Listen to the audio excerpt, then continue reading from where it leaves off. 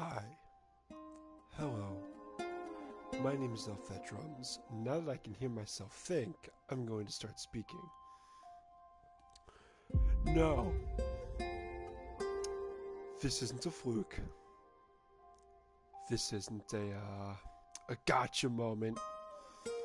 I'm not going to switch to a different game. This is actually what we're doing today.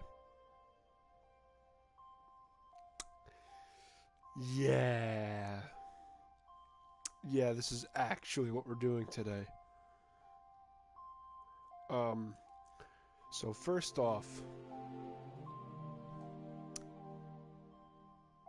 I blame Marisu for this. If you don't know, Marisu? Spelled Mairsu, I believe, is a YouTuber who originally did visual novels. I don't know what he's doing now. I haven't watched any of his videos in years, like since I was like 13. But this is what I get this from him. I don't know much about this game, unfortunately. So, you know, how many pages are there? 3. Okay. I don't know how long it's gonna be. If it's not too long, I'll just play it.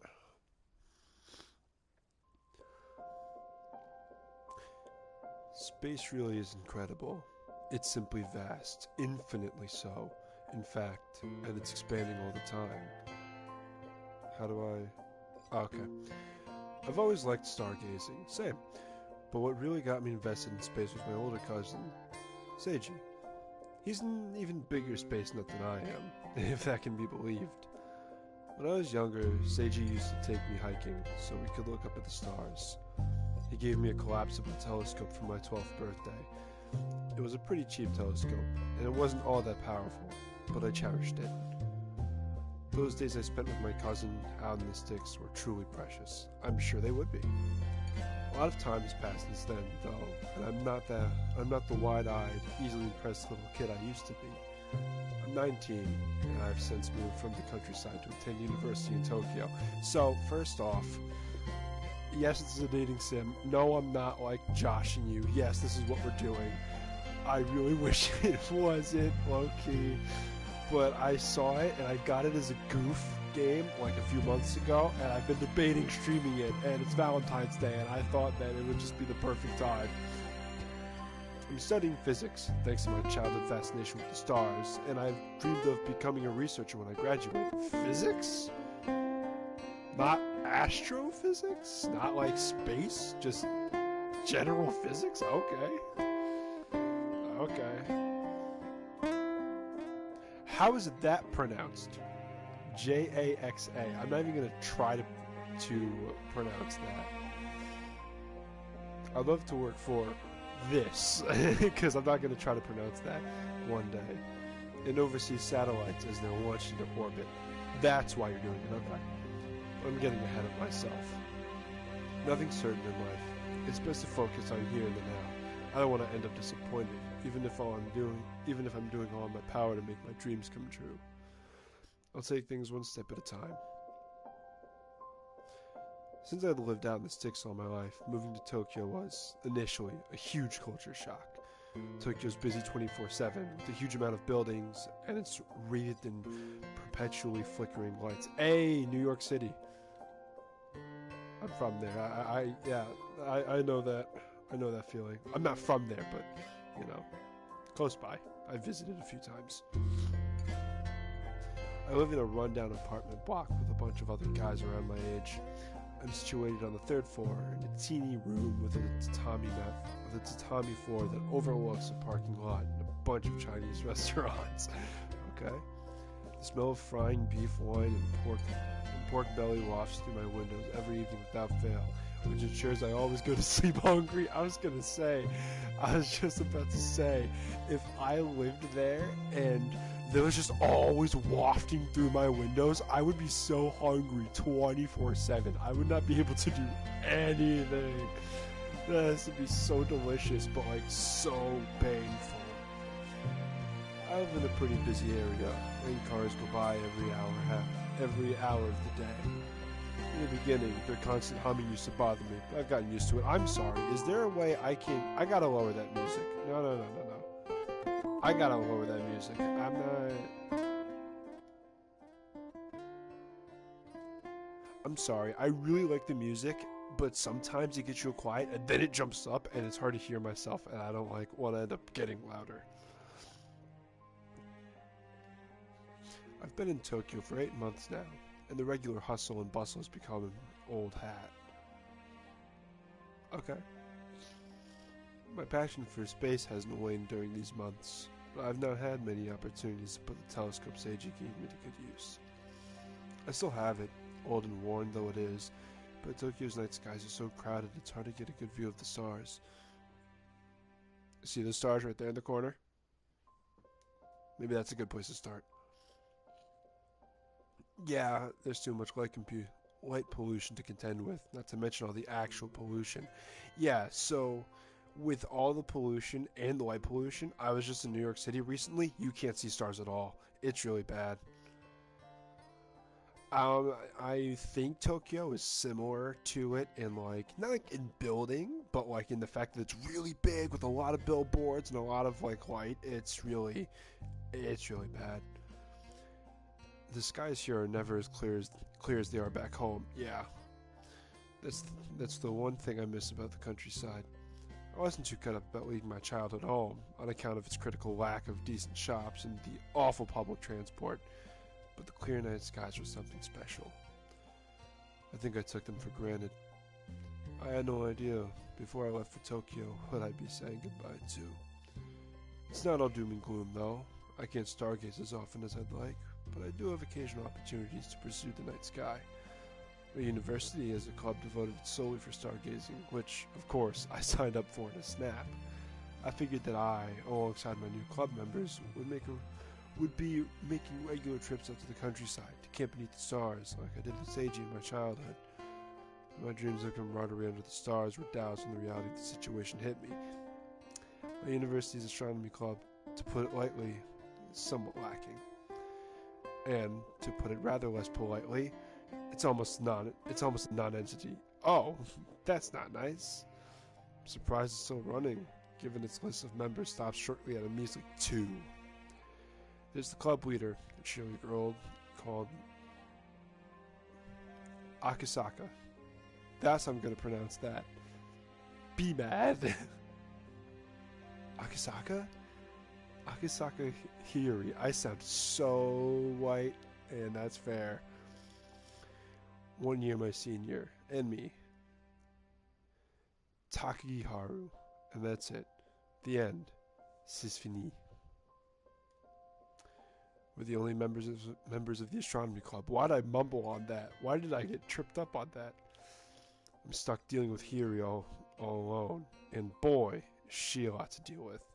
For example, oh God, my eyes! I saw God. I'm not gonna do voices. I'm just gonna read it. You know, so like, so sorry if you were looking forward to me doing an impression, but I'm not. Hey, Haru, it's good to see you again this morning. Oh, hi. That's nice. Hello, Hiri. You can't see it. Trophy earned. Hello, Hiri. That's nice. Isn't that nice? That's nice. Glomp. Glomp. Gah. I start, surprised, as I feel a soft sensation pushed up against my arm. I probably shouldn't be as surprised as I am, given how often the scene plays out, but it shocks me all the same. Grow some balls, bro. I've only just stepped outside and I'm already being assaulted. How are you, Haru? Are you doing well? I hope you've been looking after yourself. It's been chilly lately, hasn't it? Shut the fuck up. I'm sorry. It's rude. You want to make sure you wrap up warm and make sure you eat a lot of nutritious food too. Yeah, I get it. Yeah, here he starts babbling 19 to the dozen, as she always does. It's hard to get any words in when this girl's around, but I have to at least make an effort. Hey, Hiri. I try to wrench my arm free of Hiri's pincer-like grasp, to little avail. She's clinging to me hard, as though she's afraid I might disappear. Which, if I'm being fair, wouldn't be a wholly baseless fear. Yeah, you said before it was just you two in the club, right? I don't think she has any friends. I do find Hiyori's company quite overwhelming. Yeah. She's more touchy-feely than any girl I've ever met before. Not that I know all that many girls. And we haven't known one another all that long. It's not like we're childhood friends or anything. She has no sense of boundaries whatsoever. To be honest, I find Hiyori's clinginess kind of... a little annoying. A little annoying. I've asked her to cut this out numerous times, to little avail. Oh well, the third, or fourth, or 400th time might just be the charm. I don't think she'll get the hint, but I might as well try. You're clinging a little too hard there. You think you could ease up? But Haru... Hiyori pouts. Her eyes... I broke it. Hiyori pouts, her wide eyes boring into my own. Hiyori looks pretty plain, with her bobbed brown hair and her brown eyes, but in terms of personality, she really is out there. Is she overcompensating for her average looks? Probably. I've often pondered this during the months I've known her. But that's a mean thought, so I'll keep it to myself. Good idea. I have to cling to you, to warm you up. Uh-huh, sure. It's a cold day and... oh. She squeezes my hand. Yeah, Hiyori squeezes my hand between her own, and then squeaks an alarm. Why don't... no, wait, hold up. So, the line... why don't you wear gloves? The weather reporter said it was below zero. Why aren't you wearing gloves, Goofy? If it's below zero, shouldn't she be wearing gloves too if it's below zero? Why aren't you wearing gloves? It's alright. I used to live in the countryside. It got even colder there. I'm used to it. Wow, that's so cool. You always act so tough. I doubt it. Here he giggles, then snuggles even closer to me. She lets go of my hand, thank goodness, but her fingers are quick to coil once more around my arm. Of course. She pulls my body towards her and presses her cheek to the curve of my shoulder, then beams. Wait, so is this guy kind of daft? A little daft? Is this guy, does he not understand social cues? But you don't need to act tough around me. We are friends after all. Sure. If you're cold, just say the word. I'll warm you up in a snap. I don't want to know what that means. My body temperature is a little higher than your average person's.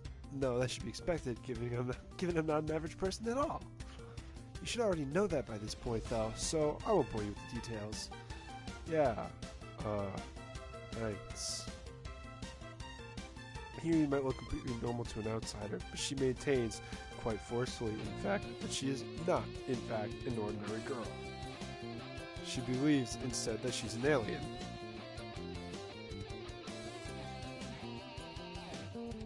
I was pretty unnerved when Hiyori first told me this insane theory.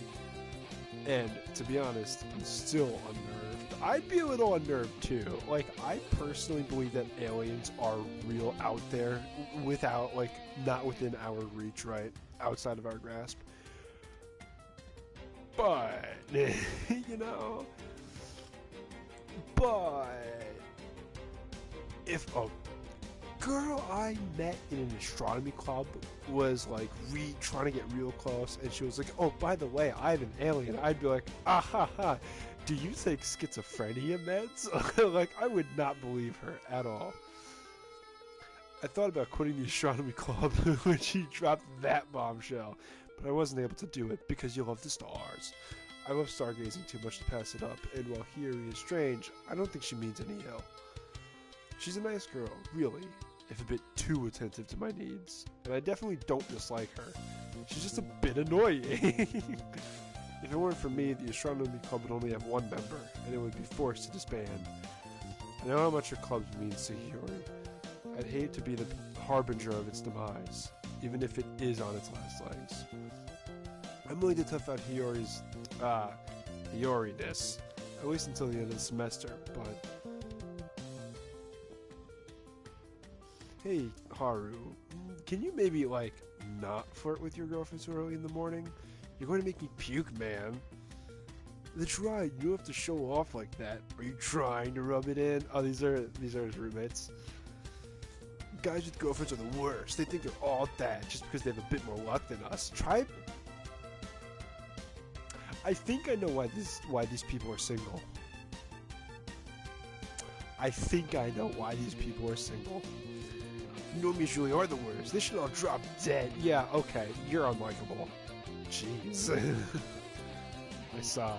It's such a cold day. My breath, as it escapes my mouth, turns white and gauzy like steam. Yeah, who the hell says that? Like, they should all drop dead. Try being better. Man up, scrub. I was hoping to steer Hiyori away from the apartment before my housemates woke up, but I'm all out of luck. I've already been spotted. Koichi is glaring at me like he wants to punch a hole through my face, and Kosuke just spat on the sidewalk. Yeah, these guys are douchebags. How charming. Not. And Kosuke wonders why he doesn't have a girlfriend. I just said that. Yeah, those guys are losers. Now that I'm dating Hiyori for all she clings to me.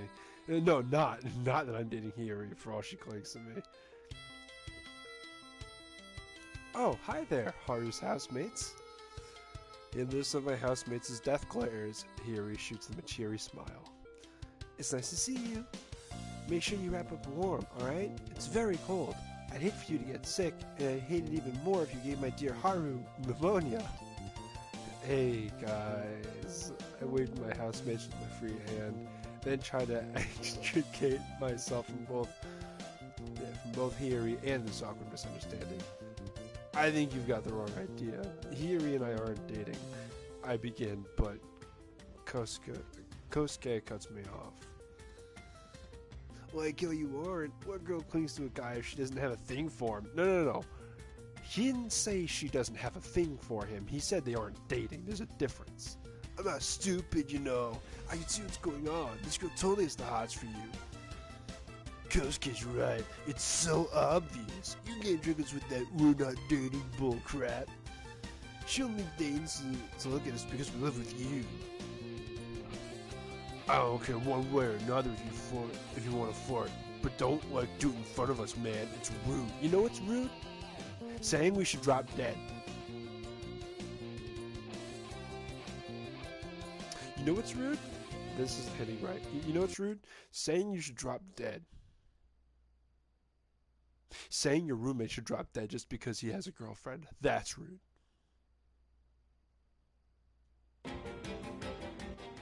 Don't be those guys. No, we're really not dating. I try again, puts a little of that. Oh, spare me the excuses. You're starting to piss me off. What are you gonna do? No, wait, hold on. What are you gonna do about it? Okay, I'll stop. Let's go, guys. Sure, anything to get away from these two lovebirds. Pih. Kosuke spits on the ground. Oh, sorry, was that supposed to be a... Kosuke spits on the ground and goes on the ground again before departing, skulking along in his beaten-up winter coat behind Koichi and Diego. Is that guy's name? I didn't realize there's a Diego. I'm stupid. I watched them head off down the street, then sigh. It's not yet 8, and I already feel exhausted. I'm tired of being at odds with my housemates thanks to Hiyori. I used to get along with Koichi pretty well until Hiyori began to cling to me like this. I don't think she intended to drive a wedge between me and the guys, but that's how it ended up. Yeah, because the guys suck. Okay, your roommates are trash.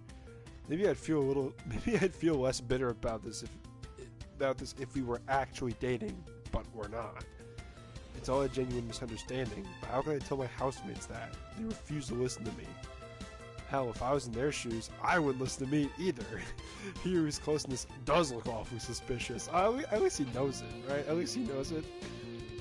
If only they understood that Hiyori has a few screws loose, that might salvage some goodwill from the wreckage of our capsized friendships.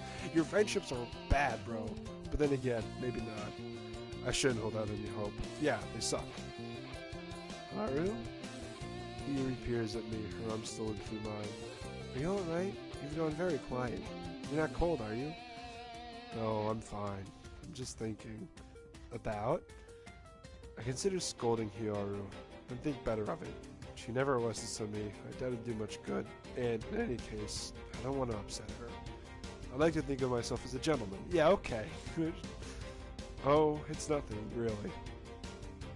I force a smile, then try to shrug, but Hiyori's grasping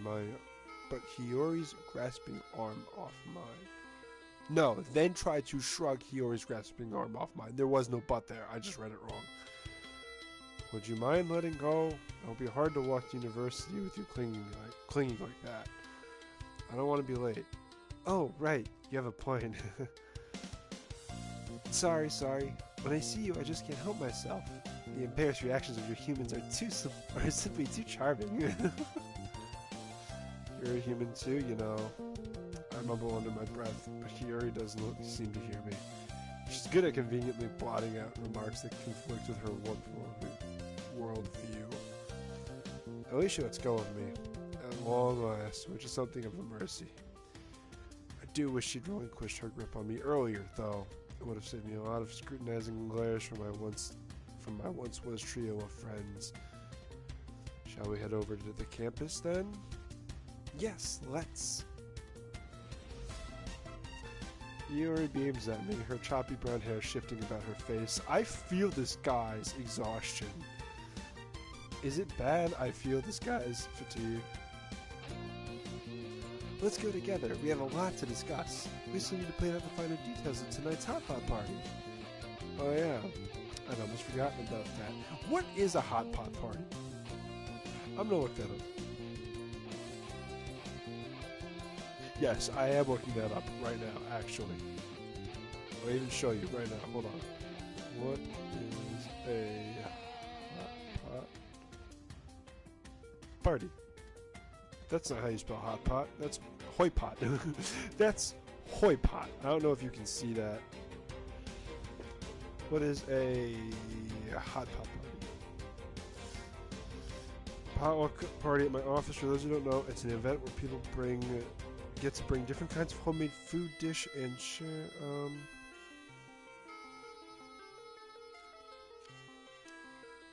Okay, so it's just a party where you bring foods. Okay.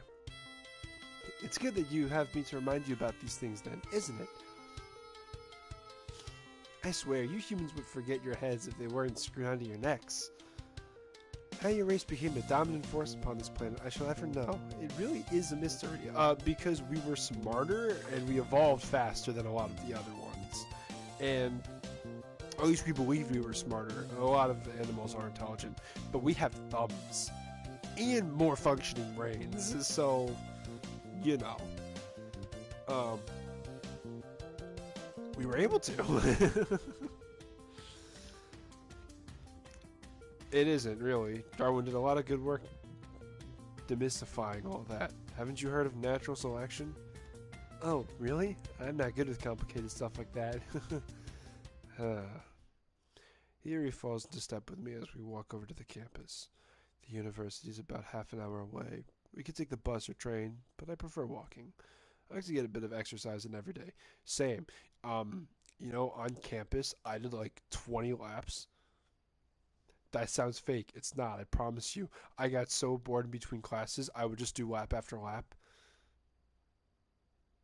I don't want to become a total slob, beholden to the convenience of public transport. There's no reason for me to tell you that. I just understand this guy's want to walk. Walking can be fun.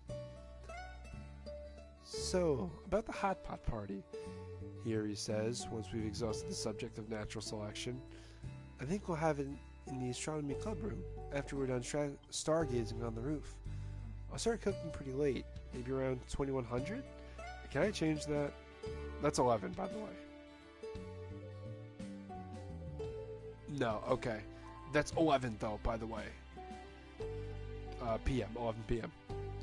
Yeah, that's right. I know military time. I like to use the 24-hour clock. Don't judge me. How does that sound? Do you think you can hold out until then? That should be fine. Yeah, these guys are having dinner at 11 p.m. in the school club room. Never in America. I'm just gonna say it. Never here in America. I offer Hiri a small smile, touched by her thoughtfulness. Oh. Tag broke. I'm sorry. This tag sits on here, and I always play with it every now and then, and it finally just broke off.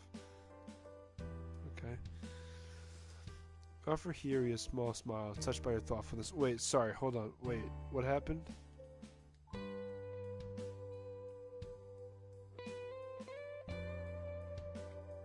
Oh, okay, just her cooking. That's one thing I can't fault her for. She's a considerate person, in some regards. I'll eat a big lunch. That should tide me over. Plus, your cooking's delicious. It's always worth waiting for. I'm not just saying that either. Hiri's cooking is one of the pulses of being a member of the astronomy club. Pluses, not pulses. Why did I say pulses? I'm an idiot. Her cooking is one of the pluses of being a member of the astronomy club. Though with the astronomy club on paper, Hiri treats the club more like a restaurant. Hiri made chilled noodles in the summer, and now it's winter, she's been preparing all kinds of warm dishes. There's a brazier in the club room for grilling meat and stirring soups, and she even has a mini fridge to store ingredients. The fridge is perpetually full with... I pronounced that right the first time, full of veggies, plus the huge plastic cartons of barley tea Hiri likes so much. For all I gross about Hiri, she sure knows how to make a club room cozy. You charmer, you. Hiri giggles, then nudges me in the side with her elbow. You know exactly what to say to girls to win them over. I doubt it. Not that I'm complaining. Tactics are even effective on me, though I'm no ordinary girl. Yeah. I was just about to say, sure. It always comes back to this with Hiri. Whenever I start thinking I might enjoy her company, she has to ruin the moment. Sometimes I wonder why she's so desperate to stand out. While it's common to want to be special, people will generally shed this desire when they get older. Could it be a holdover? Oh, could it be a holdover from Hiri's childhood? I don't know what that means, so we're gonna look it up. Yes, this is gonna be just me looking up fancy stuff. It's not even fancy. Holdover definition. A person or thing surviving from an earlier time, especially someone surviving in office or remaining on a sports team. Okay. Sometimes I wonder why Hiri is so desperate to stand out. Well, it's common to want to be special. People generally say this is when they get...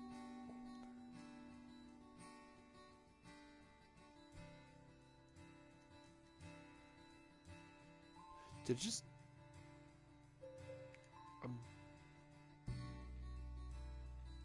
Did it just... Moving on. Maybe her parents were neglectful? That might explain Hiri's insatiable desire for attention. That is actually kind of true. That's actually kind of true. I'm a middle child. I can attest. It's kind of true. Now that I can say for certain. Not that that's true with her, but that does kind of happen. I don't know how much Hiri's family...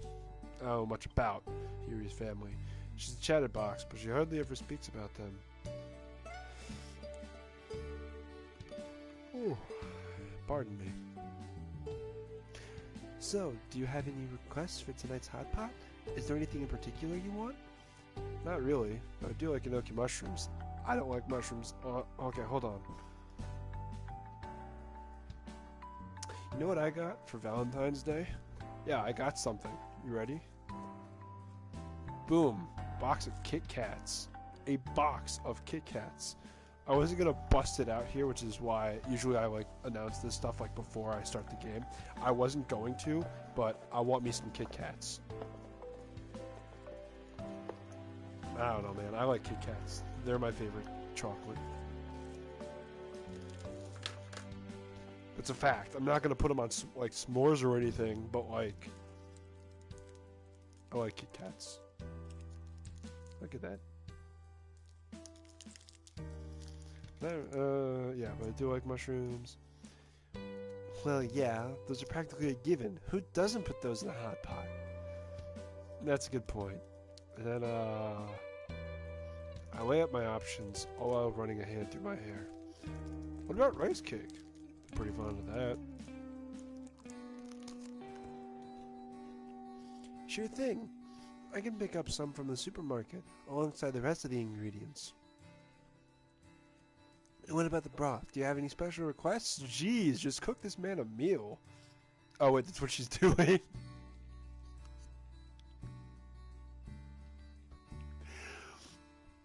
I was under the assumption that it would be like for both of them, right? So I'm like, so when she's like, "Oh, is there anything you want? Oh, what about the broth?" I'm like, God, just cook him his own like dinner, and then it kind of clicked that is what she's doing. Anything's fine as long as it's not too spicy. Now that's a pity. You know how much I love spice, especially when it gets in your nose. It feels good when you're eating hot food and you start to sneeze, but I guess most humans don't like that. No, we most certainly do not. So weird, Hiyori. That should go without saying. I am an alien after all. Yeah, I know. She's told me about it enough times. Not that I believe her.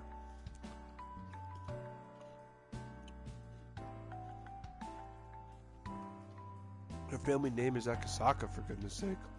That's about as basic as you can get. She's not that far removed from the Tanakas or the Suzukis of this world. That's like...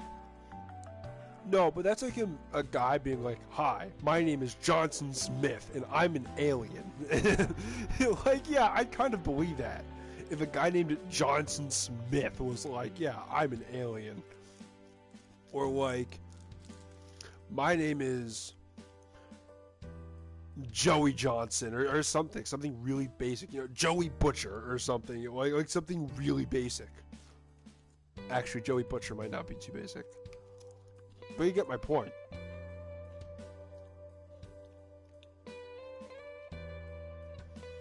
How many families called Akasaka dwell in space? Not many, I'd be willing to bet. If her family name was something like, oh, I don't know, Cloudwalker, I might be more willing to take her wild claims about her alien lineage more seriously, but she's way too normal. That's the thing, because I doubt that's her actual name. You know? Everything about Hiyori is normal, really, save for those delusions of hers.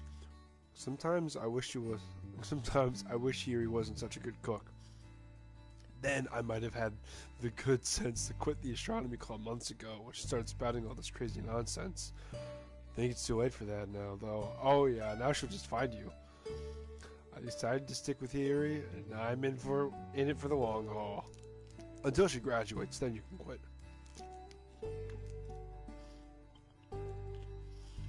At least her cooking is a good consultation prize, even if her waffle about aliens unnerves me.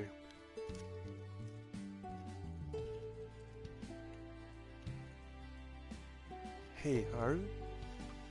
Hiyori's footsteps come to a halt. She peers at me, making her arm through mine once more, and pouts. Why aren't you saying anything? I don't have anything to say. Fact.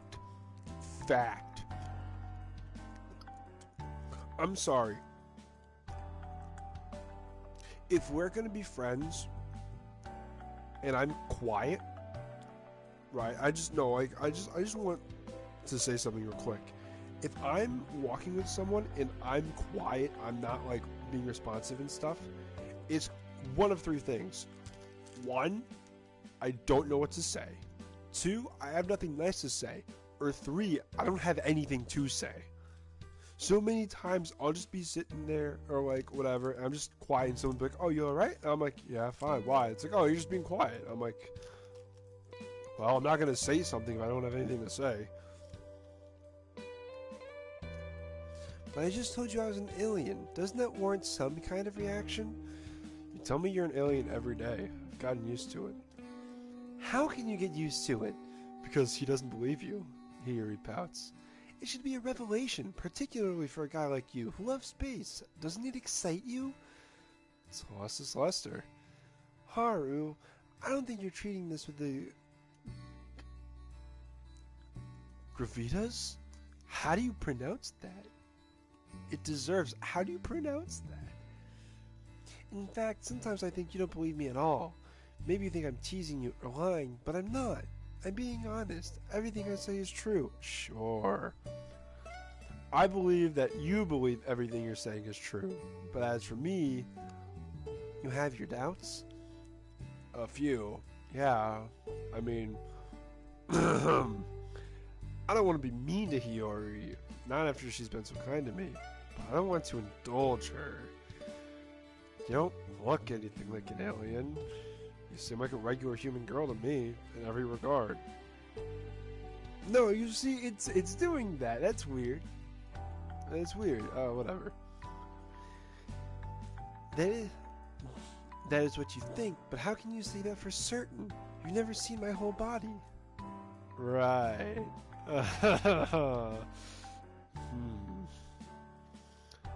Is that supposed to be a pickup line? That made me cringe internally. I'm sorry, hold on. That made me cringe internally. That... You've never seen my whole... that makes me cringe. Is that how you're interpreting it? Here he smiles vaguely. Maybe it is. I don't think I'd mind if you saw me naked. I don't trust other humans, but you're special to me. Nope. Pause. Am I not special to you too? How is that model look so adorable and so scheming at the same time? Hiyori peers at me. Her expression winsome. Winsome, not winsome. Winsome's not a word, you goober.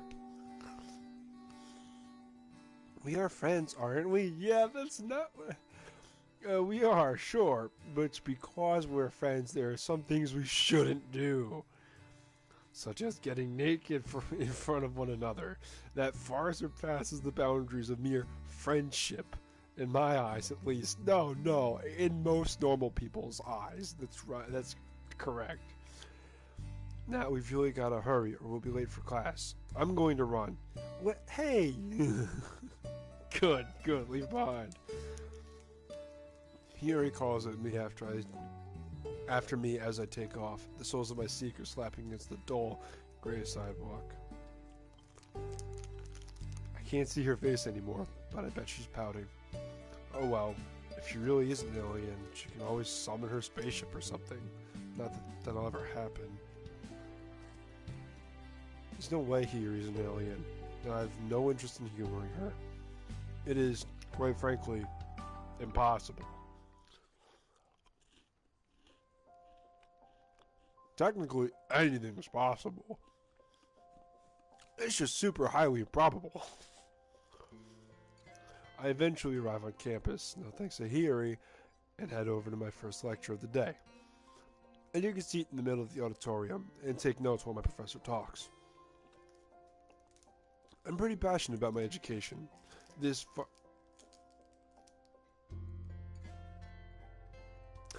I'm pretty passionate about my education. Oh my god, it's the triggers! Oh, it's the triggers! I can't, go forward, but I can go backwards. Okay, now I know what does it. I'm pretty passionate about my education, even this far into my course, which is more than can be said for some of my classmates. Oh, excuse me. A few of my fellow students are slumped in seats at the very back of the room, trying to catch a covert for 40 winks. I wonder if they stayed up last night, partying. It's not an uncommon occurrence, even during weekdays. I guess it is Friday today. My peers just couldn't wait for the weekend. I don't really go to parties myself, unlike the others. Koichi used to invite me out when I first moved to our apartment, but here his presence made that pretty sharpish.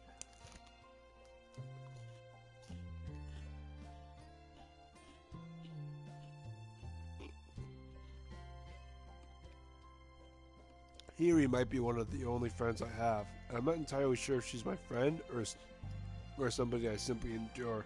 Yeah, he said earlier that the moment he starts to like her, like as a person, she goes back to being an alien and it sets him off every time, right? So he's not like... I'm sure he finds her annoying, but it's almost like he finds her annoying in the MC and Sayori way from DDLC, you know what I mean? How he finds her annoying.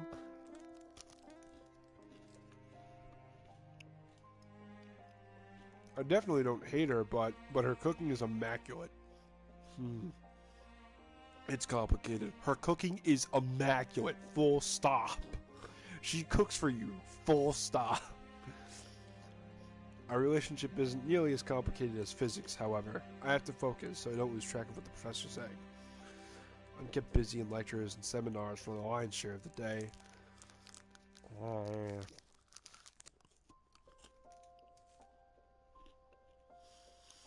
Fridays are particularly hectic for me.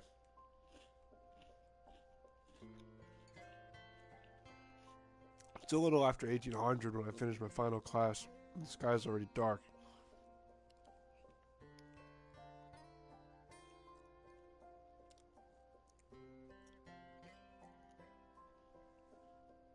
That's 8 p.m. I think, right? 21, 20, 19, 18. Yeah, okay, so 8 p.m. That's 8 p.m. 3 hours before he's supposed to meet her for the potluck. Oh, whoops. Did I read this already? Yeah. Yeah, it's my final class. The sky's dark. It's already dark. Since it's January, the sun sets pretty early. The campus is usually pitch black at 5:30 or so. Oh, so you could say 5:30, but not like 8 p.m.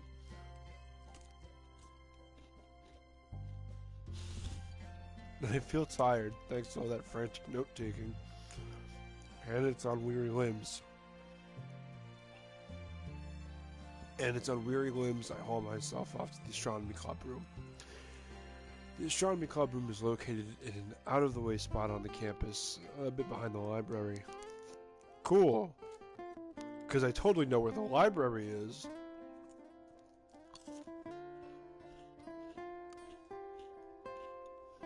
This is the oldest block of the university, and it's in dire need for refurbishment. The floors are wooden, and they creak when stepped on, like something from a horror movie. Good, it means you're safe. The windows, meanwhile, are dirty from years of neglect, and all the doors creak. Oh man, yeah, I feel like you need some wood lube.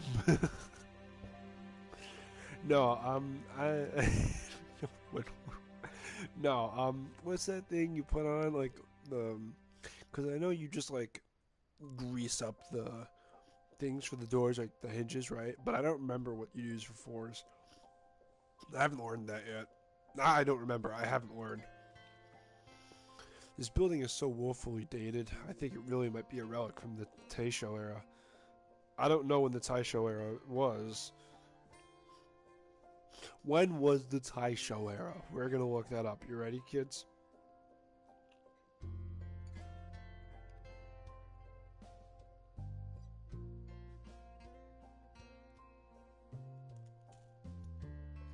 July 30, 1912 to December 25th, 1926.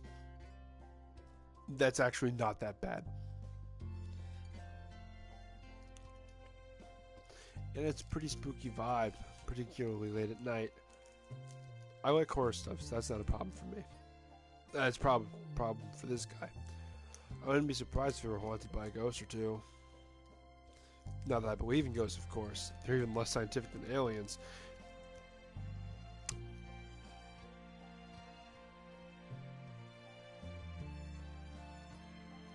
I'm letting that one lie.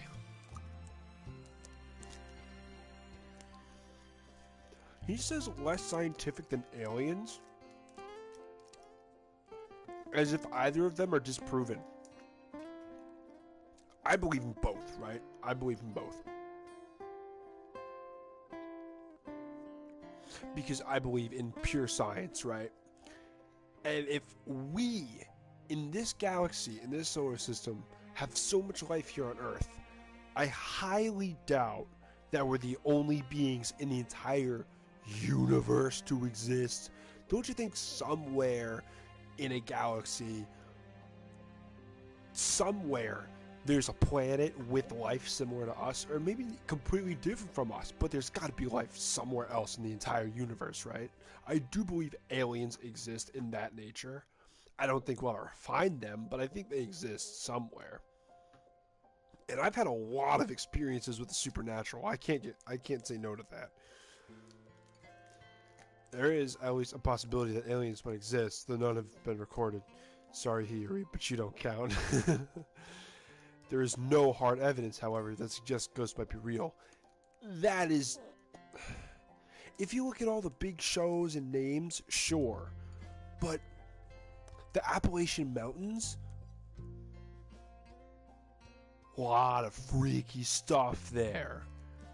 If you've never looked into the Appalachian Mountains, look into it. It is freaky as hell. It is super freaky. A lot of paranormal stuff, a lot of ghost sightings, so much different folklore. A lot of different folklore from different cultures that are very similar to one another. Isn't that weird? All fortune tellers are crooks. Fortune tellers are, and seance, no matter what they say, and seances are a bunch of baloney. This guy's just a hater. This guy's just a hater. I know that logically, and yet, no, this guy's just a hater. Shove off. The floor creaks ominously beneath me, which sends a shiver down my spine. This building really does give me the creeps. It's so old, only a few rooms are used. The tiny clubs with hardly any members get shunted here. Like the Karuta Club, which commands the ground floor, and the Occult Club, which I would probably be a part of. I don't really interact with members from either club. The members from the Karuta Club will all be smacking cards around, dressed in traditional Japanese attire. What is Karuta? What is that? They really go all out.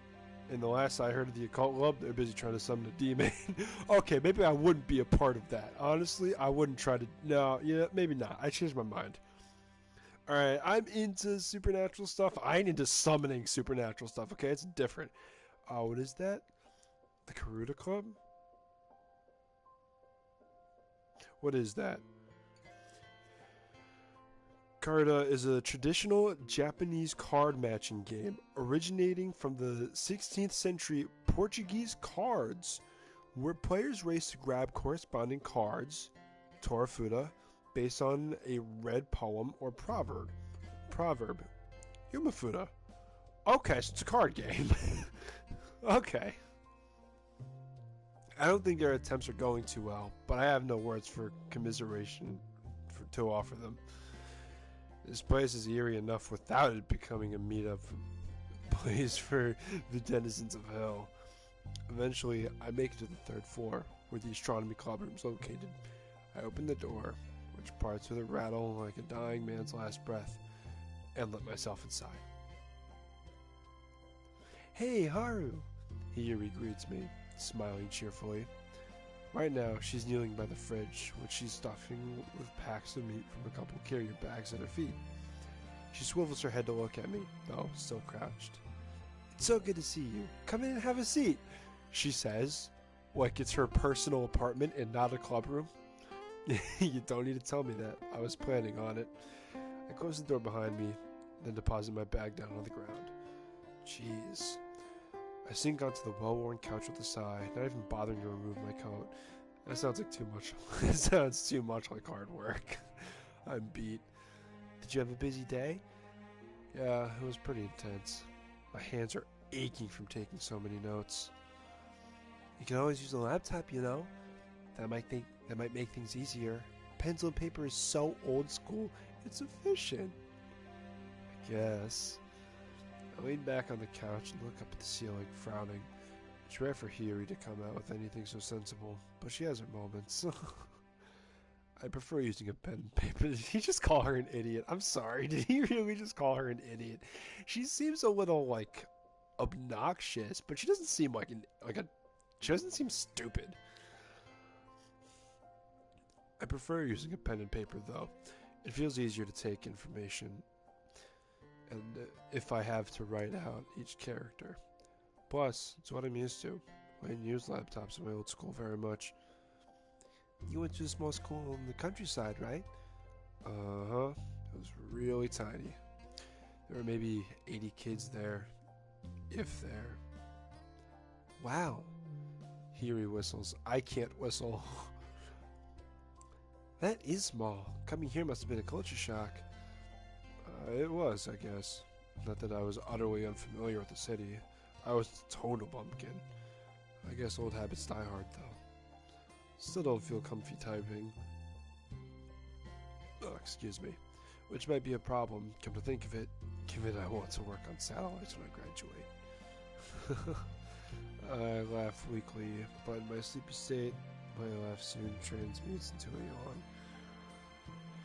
When I blink, I can feel tears beating in my eyes. My. Here he shuts the fridge, then stands.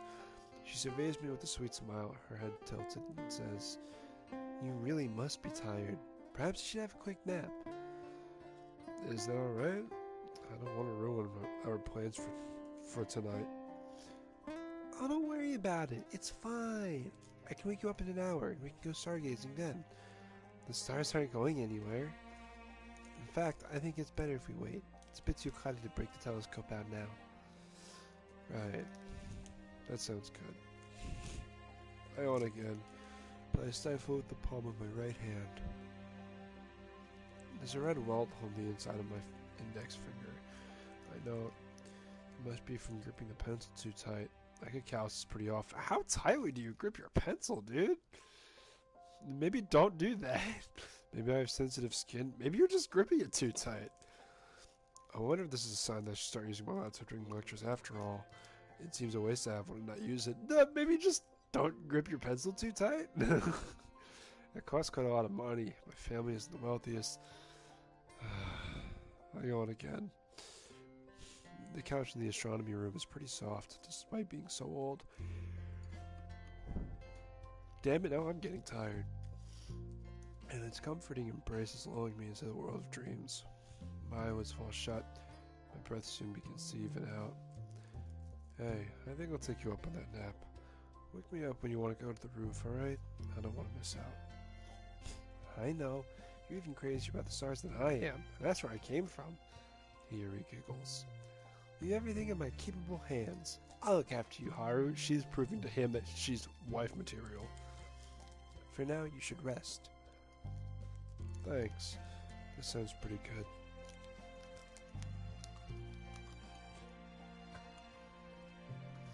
It's with this yawn, deeper than the last, that my conscience finally begins to fade. Darkness consumes me, and my thoughts will slide into the abyss. Hey, wakey wakey, you've had a full hour. I'm stirred from my torpor by a hand above my shoulder, a gentle exhalation of air against my cheek. I shiver. Slowly I crack one eye open, then the other. Hey there, Haru. Hiyori greets me with a smile, her expression soft and gentle like a watercolor painting. She's kneeling in front of the couch, her face only inches away from mine. Her hands are resting on her knees, her head tilted to one side. We're so close, our lips would brush if I were to lean in. Then don't. Yeah, but of course, I don't do that.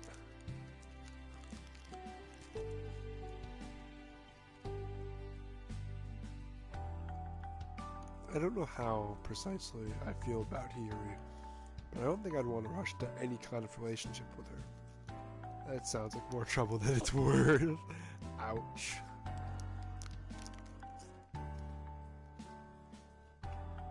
Still, not a bad way to be woken up. Being roused by my alarm clock during the cold wintry mornings is certainly less pleasant than being shaken into alertness by smiling Hiyori. Hey there yourself. I return Hiyori's greeting with one of my own, then sit up. My limbs feel a little stiff after napping for so long, but I still feel a touch fatigued.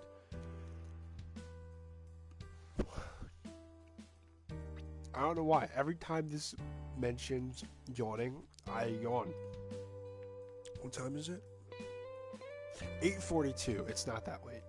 I yawn, one hand pressed to my mouth, my eyes squeezed shut, tears beating on my lashes. Why have I been feeling so sleepy lately? Must be the season. Winter always tires me out. It's so chilly, It's so chilly, and it gets dark so early. Not that the latter point bothers me too much.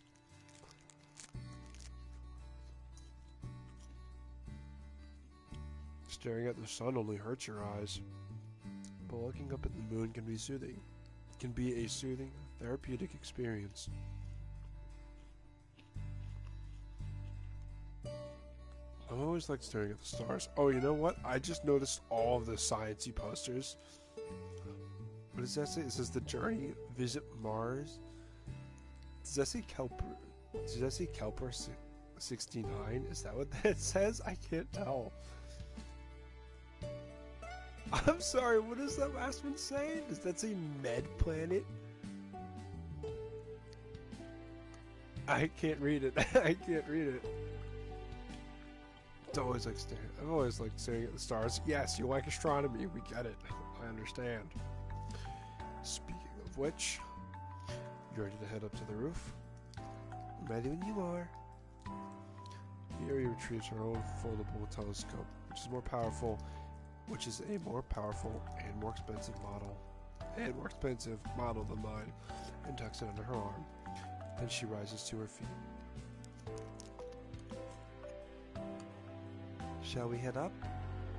The clouds have cleared up a bunch since you started snoozing. Hey, you offered to let the man nap. It's a great night for stargazing. Great. I'm glad to hear that. I yawn again, then get to my own feet. Let's go and take a look. Yes, sir. Roger that. Now, why are you calling me sir? You're the cloud leader, not me. And you're a year older than I am. If anything, I should be the one bowing and scraping at you. I guess that's true. I wouldn't feel right bossing you around, though. I value you too much to treat me like that. Yeah, so this girl has an unrequited crush. That is sad. Very sad.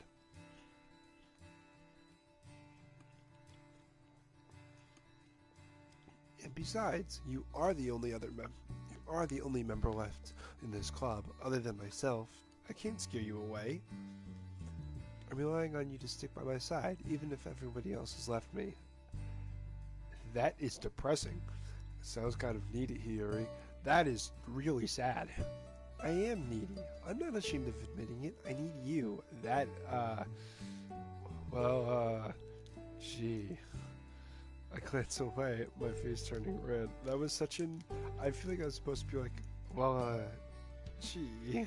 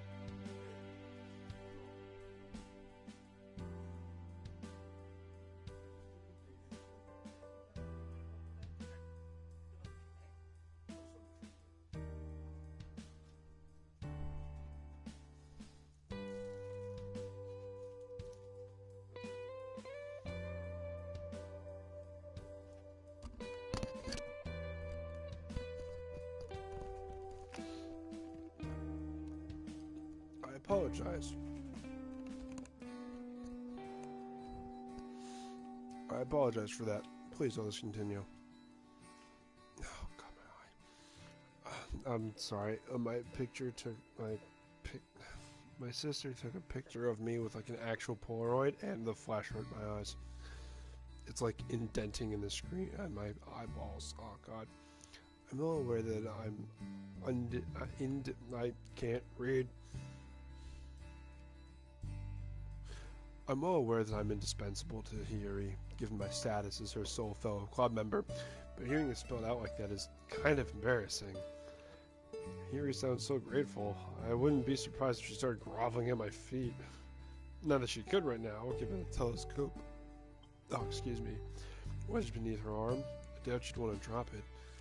It's a very delicate piece of machinery.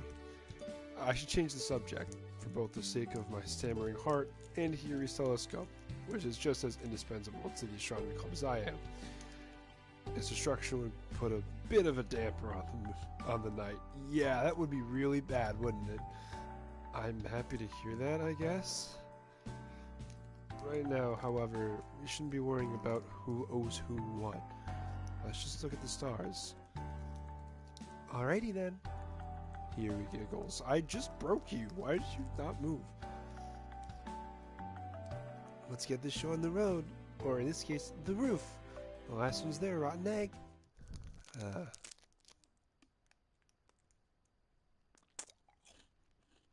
Half an hour later. I love that time skip.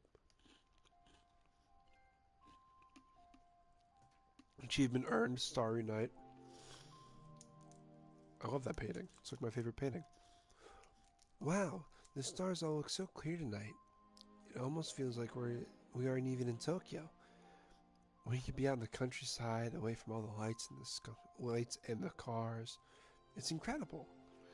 Here he stares into the vast expanse of space, which hangs above us. Her right eye trained through the eyepiece of her telescope. Not what it looks like. It looks like this is here, and she's like, "Oh wow, it's amazing!" Staring directly at the telescope. Yeah. I'm sorry, I can't get rid of it. I can't get used to that. The telescope is set up by the edge of the roof. Its optical tube tilted back, and its thick lens directed at the sky. Erie has been hogging the telescope ever since we got to the roof, but I can't really fault her for it. The telescope does belong to her. I'm fine with waiting for my turn.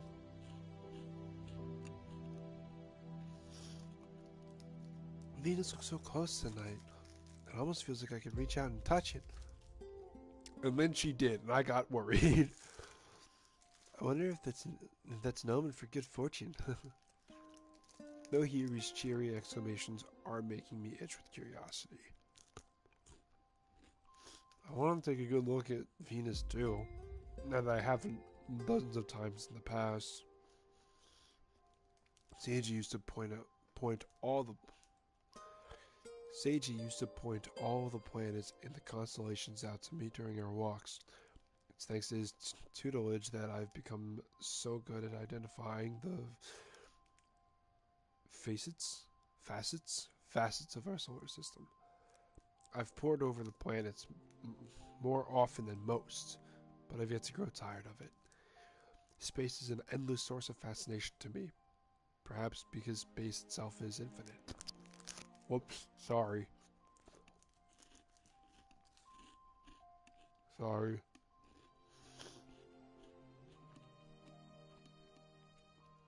There's only so much of it you can see, even with a telescope, but new discoveries are being made by scientists all the time. I'd kill to get my hands on one of the heavy-duty telescopes they use in JAXA. I don't know how to pronounce that. Well, maybe not quite. I don't like the sight of blood. I don't mind the sight of blood. I'll kill to get it for you. But there's not much I wouldn't be prepared to do. I guess you could say I'm obsessed with the stars. This is so cool. On this point, at least, Hiyori and I are in complete agreement. I don't think we have all that much in common, but our shared love of space binds us together. I could never bring myself to quit the astronomy club, no matter how touchy-feely Hiyori may be. These quiet moments are spent together, observing space from... I didn't read that! Observing space from the roof of the university. are all incredibly precious to me. It is pretty chilly, though. I jam my hands deep in my pockets, trying to fend off the worst of the cold, and tip my head back. The moon greets my wandering eyes, round and white like an egg. I can't see its ridges too well, but I bet I could with the aid of Hiri's telescope.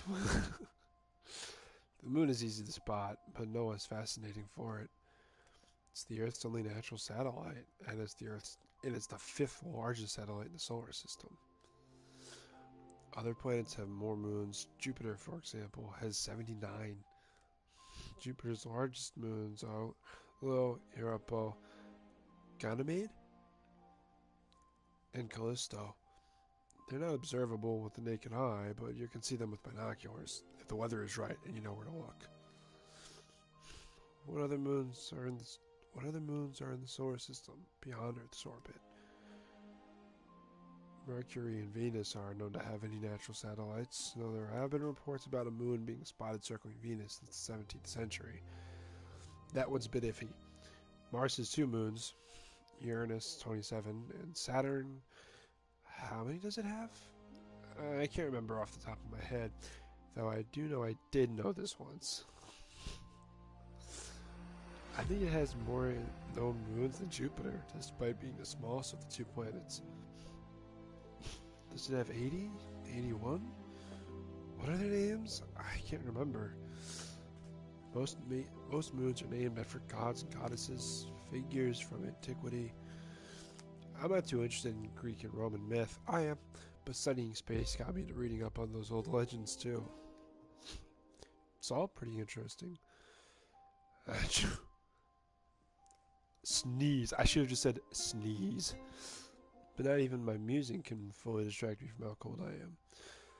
As much as I love the planets and the moons that circle them, I'll be glad to get back inside to sample Hiyori's hot pot. I'm congested. I don't like that. My poor fingers feel frozen. Hey, Hiyori. I call out to the leader of the astronomy club, who's still parked in front of the telescope. Have you had your fill? I want to take a look now. Oh, sorry about that. Hiyori glances at me from over her shoulder and pokes out her tongue in an apology. I was so caught up, I forgot about you. Some senior I am, huh? I'll look out for you more, Haru. You are my cute junior, after all. I don't know if I'm all that cute. My brow furrows, but I am freezing my butt off. I'm not reading that statement. Yes I am. I bet your butt is awfully cute, too. How would you know that? You've never seen it. Maybe not, but I can always imagine. That's pervy. Get your mind out of the gutter. Hiyori teeters, then steps back from the telescope. She gestures towards it, dropping me a bow as she does so, like a butler. It's all yours. Please, feel free to take a look. Why, thank you kindly for your generosity. I bow my head, a cynical smile on my face, and take my place by the telescope. I adjust the lens, then peer up at the night sky. I drink in Venus, which, as Hiyori said, is very clear tonight. Or, at least, as clear as Venus can be, given its surface is perpetually shrouded in shifting clouds of sulfuric acid. Very true. Venus's rocky surface is enveloped completely in these clouds, but I can see the patches of dark and light speckled across its surface. I shift the telescope to the right, drinking in the stars that twinkle in the firmament. I'm more invested in the planets and their satellites than the stars, but the stars are very pretty too. I'm content to simply gaze upon them, lost in the majesty of space. But something stops me short. I do a double take. There's something cleaving through the sky, leaving a white trail behind like a cloud of exhaust from an airplane. What could it be? A comet? Maybe a shooting star? Hey, Hiyori. I tear my eye away from the telescope and look to her, my brow furrowed. Did you see that? See what?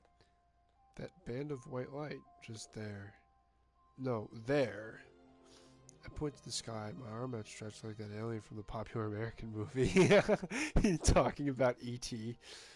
No, there. I thought the flicker I detected from the telescope might have been a figment of my imagination.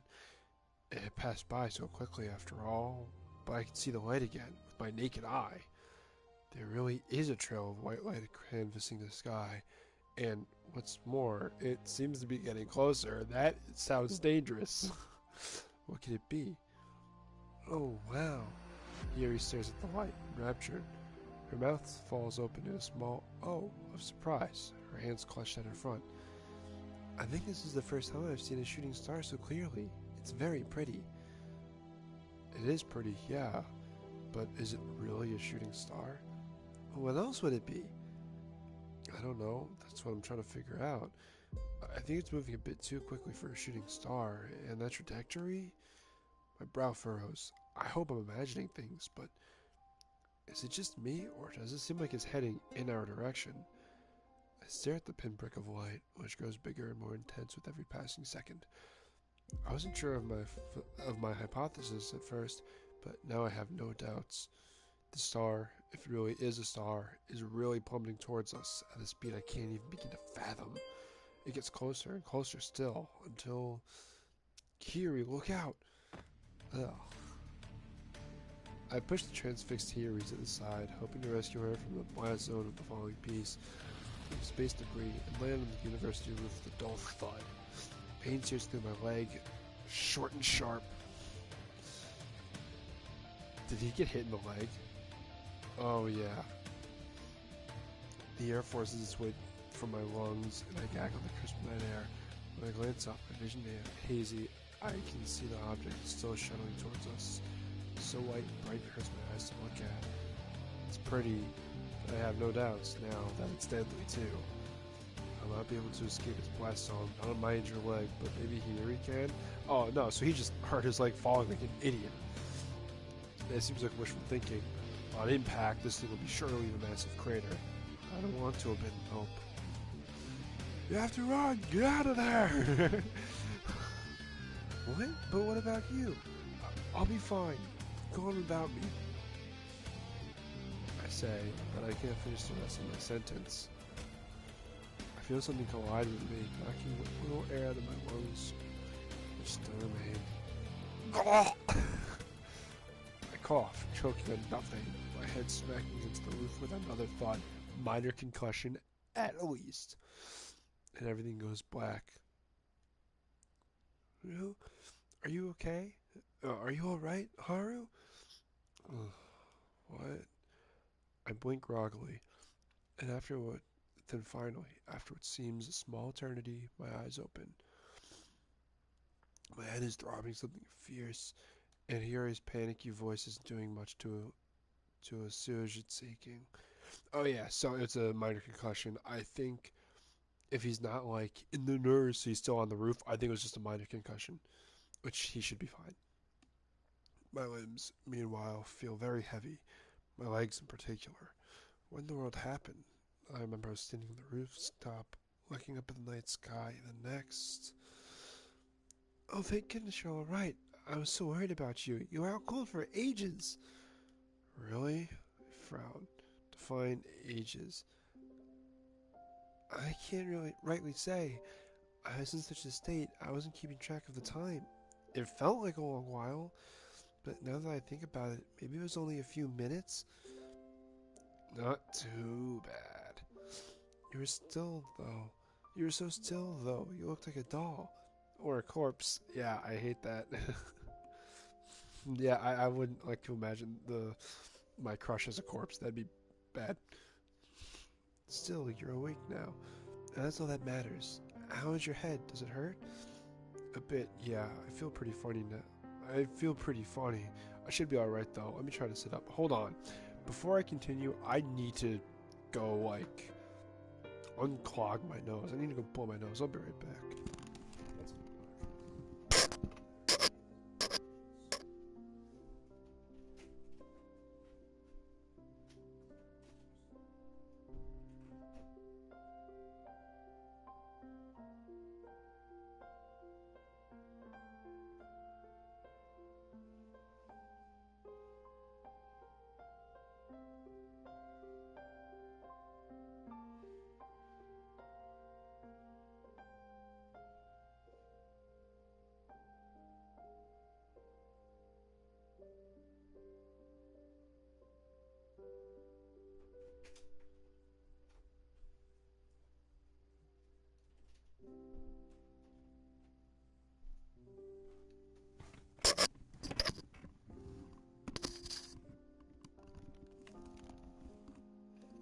Okay, I'm back.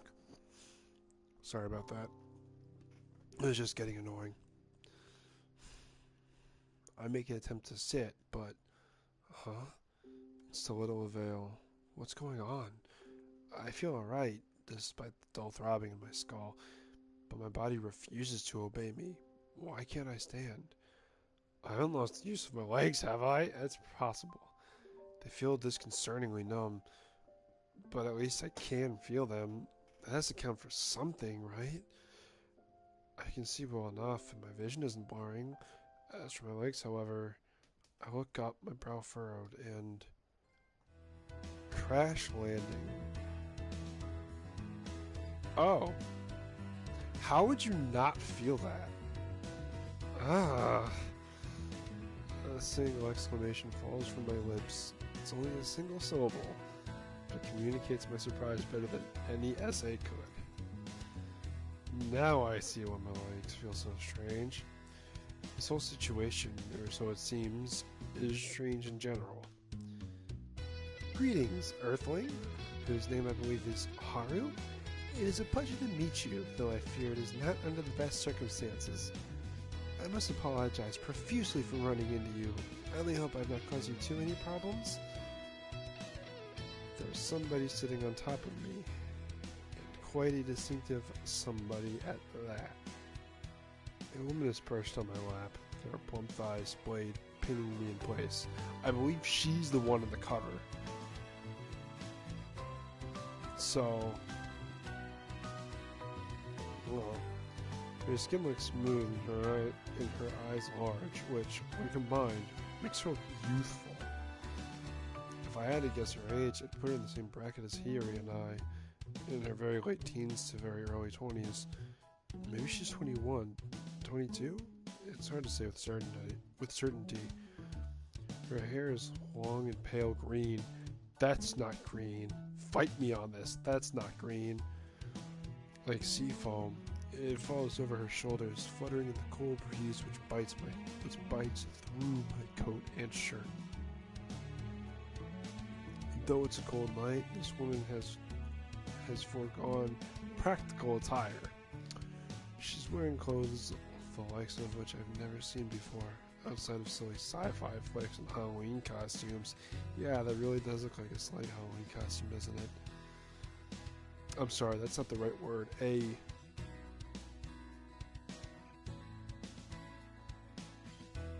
can't think of anything. I'm not even sure how to describe her getup. My aching head and general disorientation isn't helping. But if put on the spot, I guess I'd say that she's strange. Definitely strange. Her clothes are nothing like anything I've ever seen before, outside of wacky late night animes. She's wearing what appears to be a skin-tight swimming costume, which clings to her every single curve, and equally skin-tight gloves.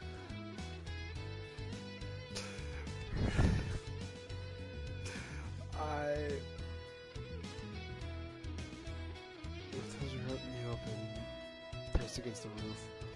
Isn't she cold dressed like that? I'm freezing, despite my coat. Well, that may be because my back is pressed up against the roof. Backlit by the moon as she is, with the stars twinkling behind her.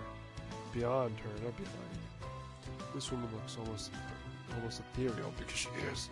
Or maybe extraterrestrial, because she is! Come on! What did she say to me just now? My mind isn't working properly. That fog really did numb my head. And this woman's sudden, inexplicable appearance makes it chug slower still. Did she call me an Earthling? Then would that make her an alien? I suppose that's how I must seem to you, though I have never considered myself as such. To me, you are the alien. You and your friend, actually, no, you're the alien, because, no, so the way it works is, you're the alien if you're not from there, right? Because it's an extraterrestrial being. So if an extraterrestrial creature ever came down to Earth, like by definition, they would be the aliens. If we ever went to their planet, we'd be the aliens.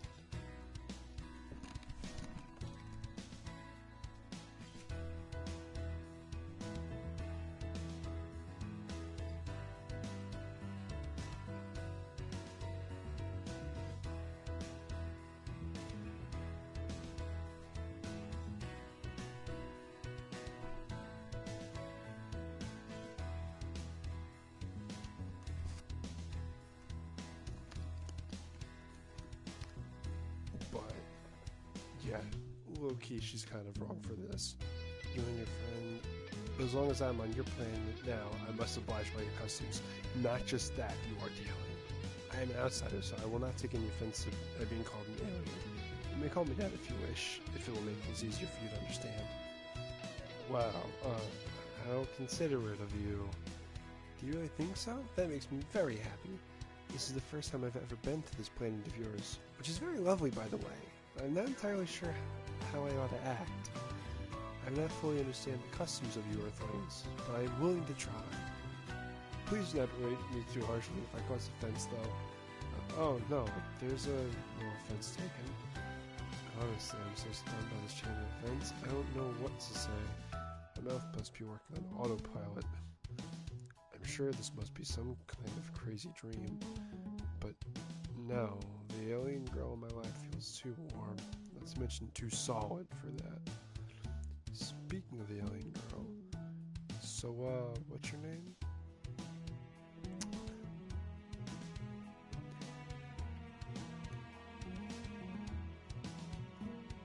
Anna Cecilia Anake, V7. I am Anna Cecilia Anake the 7th, Crown Princess of Corval, which is located in Sector 9 of the Ankh Galaxy. Ankh Galaxy? I don't know. Wow, that's a lot to remember, even for a space nerd like me. I've never heard of the Ankh Galaxy before, or Corval. No, they're probably much further out, somewhere. It seems there's a lot about space I don't know yet. There's a lot about space that a lot of people don't know.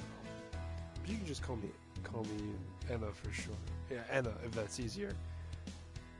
I'm tired of the restrictions on my home planet and of my duties as a princess, so I decided to go on a jaunt with galaxies to find somewhere more hospitable, I suppose you could say.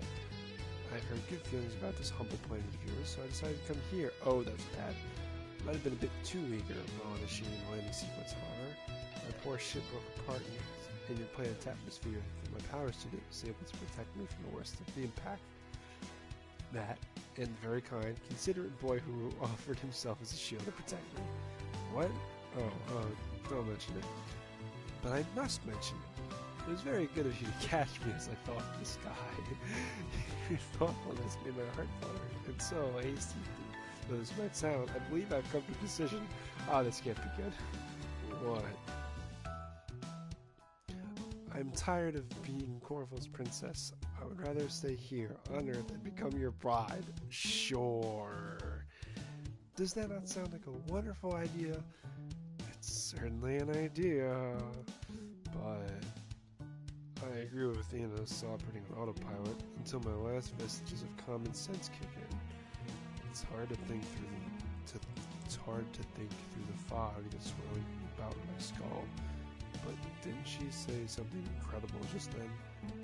Wait, my brow furrows, and then, like I'd agree to marry you. I've only just met you. This is insane. I'm glad it kicked in.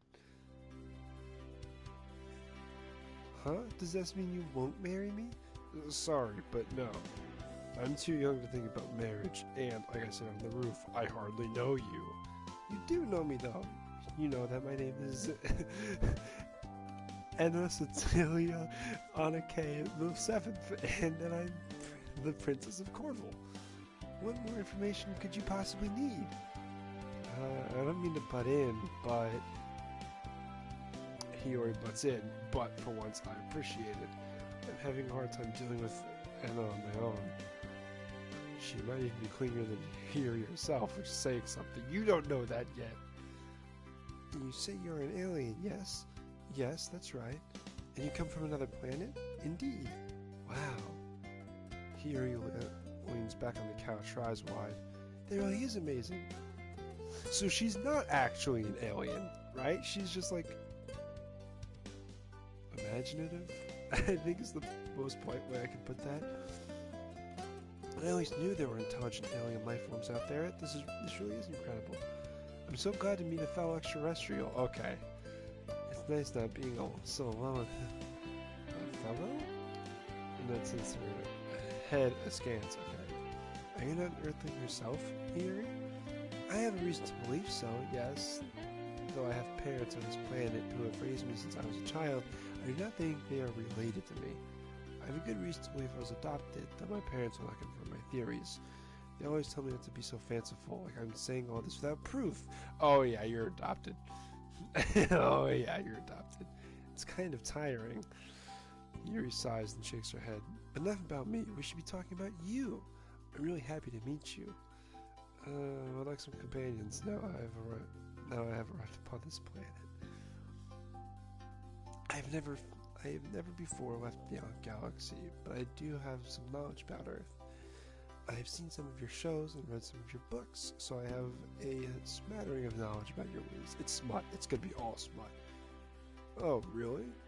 Now this is an interesting piece of news to chew on.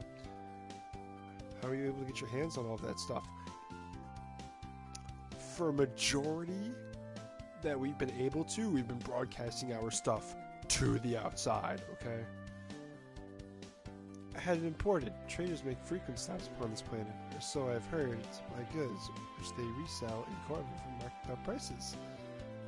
Few people can afford Earthling entertainment, which is highly prized, but currency has never been an issue for me. Oh, so aliens are... So she just confirmed that aliens are on this planet. Okay, good to know. I'm the daughter of the Anake family, after all. Right. So, is that how you learn Japanese? Yes, indeed. Your manga, as I believe you call it, taught me a good deal. I do so love reading manga. Of course you do, particularly the 4-panel ones with funny jokes. They always lifted my spirits when I felt down. Oh, comics. Comics, okay. I have longed since my childhood to visit the planet which produced such amusing tales, so that I might better immerse myself in your culture. There's much I do not know, but I am willing to learn.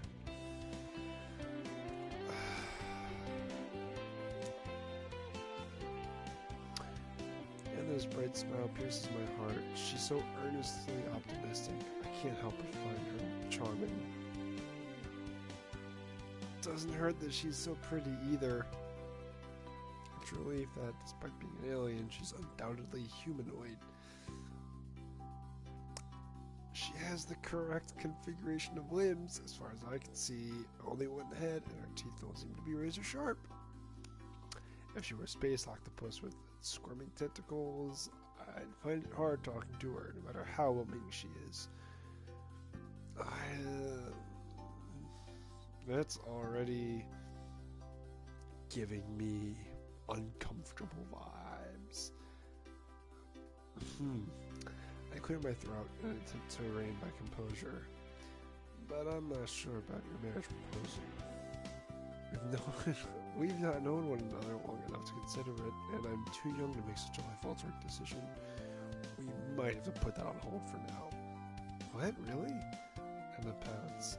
I was hoping we'd be wed forthwith. Who the fuck says forthwith? I'm sorry. Who says forthwith anymore? To secure my citizenship upon this planet.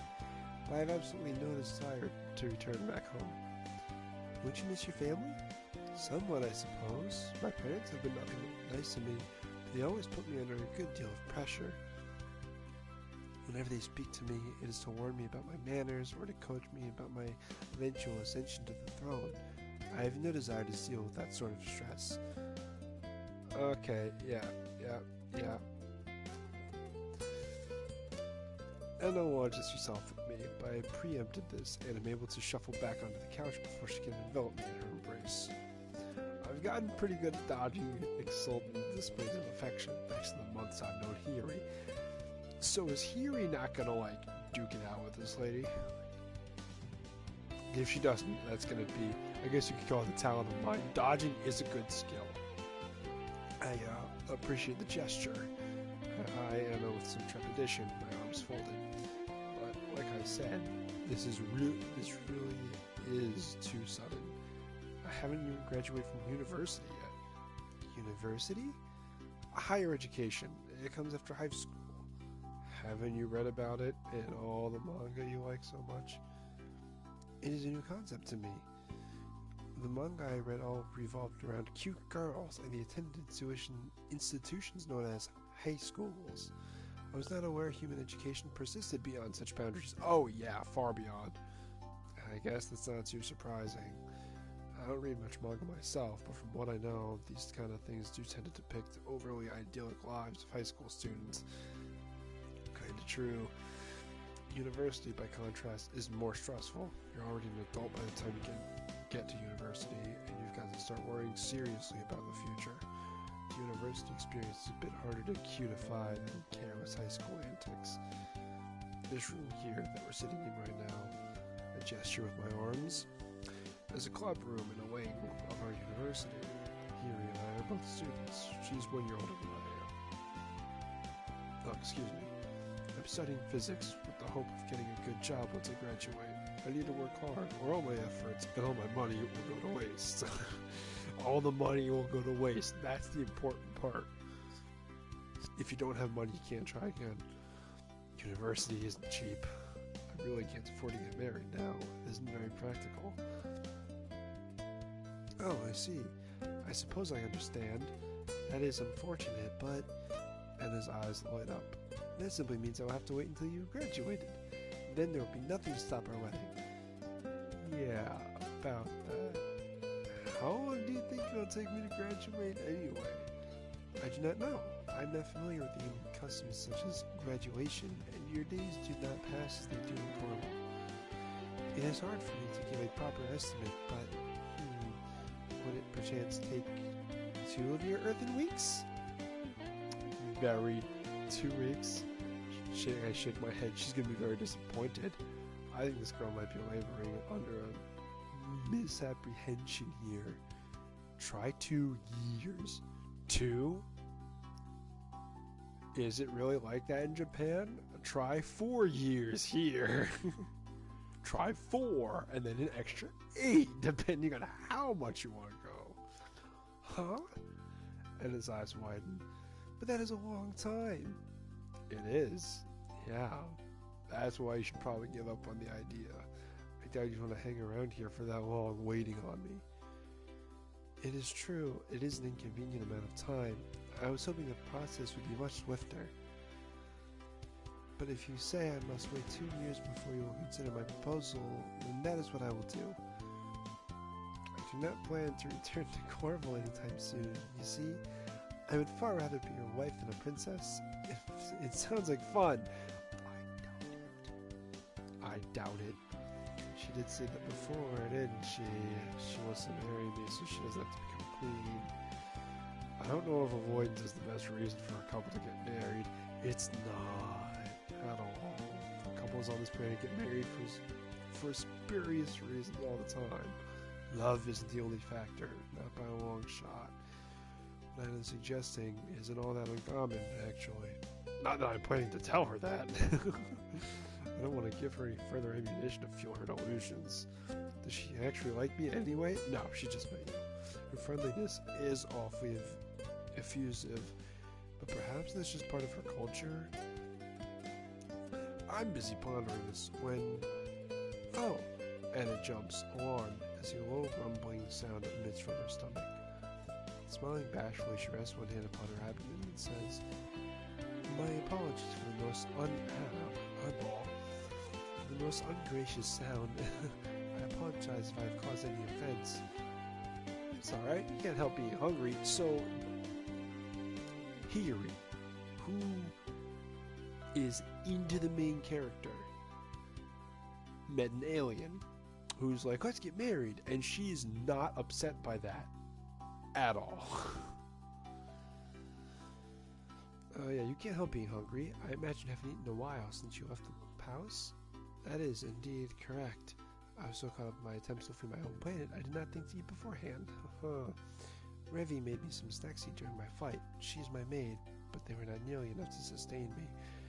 I've had a long journey across the cosmos, and I'm rather peckish. I was hoping to stop at Moonbucks along the way, but I did not bring any space dollars with me in my haste. Oh yeah, Moonbucks, space dollars, okay. Okay, yeah, Moonbucks. You do not know it? I know something like it. Does it, by any chance, sell coffee? Yes, indeed. How did you know? It was a lucky guess. I am partial to moon boxes, black hole, and stardust frappe with protein sauce and extra quasars. Oh. But alas, I could not afford one. I fear I missed my chance now. I don't know about black hole fraps, but I can make you something warm and nourishing to eat. Can you really? Would that not be a burden? Not at all. Haru and I were planning to have a hot pot tonight anyway, after we're finished stargazing. You're more than welcome to join in. I bought plenty of ingredients. I don't think Haru and I would be able to finish it all anyway. Hot pot? Anna blinks. What is this, pray tell? Haven't you heard of it? Anna shakes her head. I presume, from the name, it is a meal served in a pot at a high temperature, but other than that, I am quite lost. Well, that's already it. Got it. Yeah, that's about right. You fill a pot with broth, which you warm up over the stove, and you throw a bunch of ingredients into it. Roasted meat and veggies. It's a giant stew. A hot pot is a giant stew. Now you wait for it to cook, and pick out whichever you want. Would that not get violent if everybody's trying to grab bits of food at the same time? I know on this planet, people eat with sticks that seem useful for gouging. Are you meant to battle for dominance and stab your opponents in the eye with these sticks? No, you've got it totally wrong. You're not meant to fight over the hot pot. That'd be bad manners. You don't need to worry about not getting enough food, Anna. There's more than enough to eat, and I'll make sure to set you aside some delicious meat. Oh, I see. Thank you for clarifying. I feel at ease now. Yeah, could you imagine that? You're like, man, this planet I grew up loving is bound to be amazing. And it's like, okay, time for the hot pot. Come here. Just start stabbing each other with forks and chopsticks and stuff. For a while, I was worried our leisurely meal would descend into chaos and anarchy. I guess Anna wouldn't be a fan of anarchism, given her home planet seems to be governed by a royal family. Isn't that kind of archaic? Bruh. You live in Japan. Y'all have had feudal lords for most of your existence. What do you mean? All of your existence? I'm not sure. Does your family rule over the whole planet or just part of it? If it is, the former would they be dictators? Space dictators? I wonder if that plays a part in why Enna decided to leave. I'm pretty sure it's Ina. I keep saying Enna, but I'm pretty sure it's Ina. I don't know. I'm surprised you've never heard of a hot pot, though. I mused aloud, arms crossed. It's a popular dish, especially in the winter. Families often eat together in groups of friends. It's a good way to bond. Did you not come across it in any of the manga you read? No, I did not. I only had access to a small handful of series, even with my family's influence. There's still much I do not know, but I am aware of sushi at the very least. Sushi, huh? Maybe we should have that together sometime. We could order a huge platter and share it. Ooh, that sounds good. I would very much like to try it. Okay, yeah, so, okay. Yeah, maybe we can in the future. For now, let us stick to the hot pot, also preparing all the ingredients. Yuri gets to her feet, then rolls up her sleeves. We shouldn't need to do all that much prep work. The hot pot isn't too hard to make, and it tastes incredible. I'm sure you'll love it, Anna. Just leave everything to me. Okay. Welcoming party. I got an achievement. Welcoming party. So, this is the so-called hot pot you spoke of so highly. That's right. You just reach out and help yourself. Take whatever you want. Like this. Yuri picks a few bits of boiled sweet potato out of the hot pot and posits them in this bowl. Okay, so maybe hot pot isn't a giant stew. They should be good to eat now, though you might want to wait for them to cool down. They just came out of the pot, so they're probably pretty... Ow! Hot, I was going to say. Yuri smiles at Anna indulgently, as a parent might. Anna, meanwhile, is busy fanning her mouth with one hand. Her eyes are wide with shock, and her face is flushed. I guess she must have burned her tongue.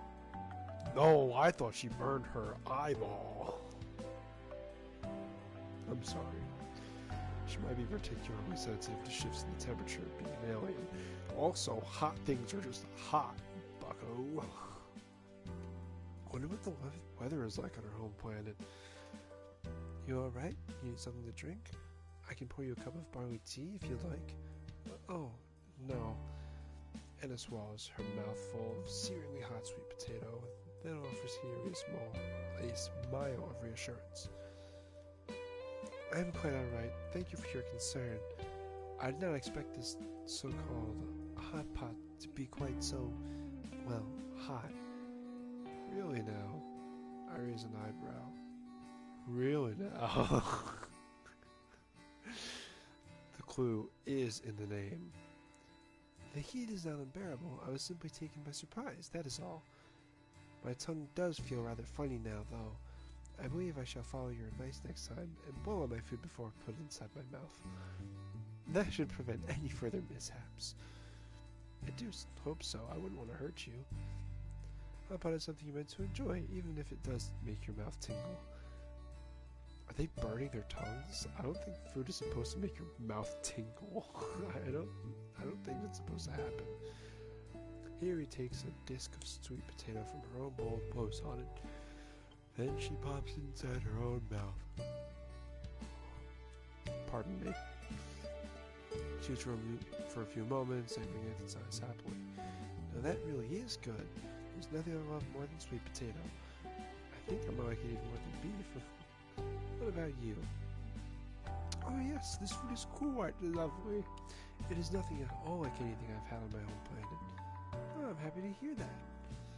Try some cabbage next, some of the sticky rice cakes, and some of the sticky rice cake Haru likes so much. Oh, and the beef. It should be done by now. Here he picks out more choice items from the bubbling pot with her chopsticks, then deposits them in Anna's bowl. Steam is wafting from the pot, filling the clubroom with the scent of cooking meat and vegetables. It's a heavy kind of aroma that'll linger on my clothes for days afterwards, but it's a small price to pay, given how delicious it all is. I take some beef of my own before Hiri can swipe the rest and chow down on it. The meat is sliced into fine strips, so all the flavor from the broth can seep into it. It really is quite delicious. Okay, I'm not here to I didn't think you'd be like a judge on a cooking show. Goddamn. I know I complain a lot, but I'm starting to think I'm pretty fortunate that I can enjoy Hiyori's delicious cooking. Hiyori's food is so good, only because he said that before, remember? He was like, man, does she cook? Hiyori's food is so good, I don't think I could ever get sick of it. She'd make a great wife one day, of that I'm certain. Then why don't you wife her up now, bruh? Bruh? Any guy would be lucky to come home after a hard day's work to be greeted by a full-course meal made by Hiyori's delicious, delicate hands. And she's throwing herself at you, and you ain't wifing her up. I find myself fantasizing, you ain't wifing her up yet. Sometimes when Hiyori and I eat together like this, I find myself fantasizing. She really would be a great catch, if only she weren't so, well, spacey. And then I sigh almost in unison as we both swallow mouthfuls of food. I've never tasted anything quite like this before. It is so beyond my scope of experience. I'm not sure I have the words to describe it. Delicious. The word is delicious. This meat is so tender and juicy it practically melts in my mouth. It's so easy to eat I can't stop myself. Anna plucks another piece of cabbage from her bowl of eggs and tries to eat it. I'd say she tries because her first attempt is a failure, as is the second.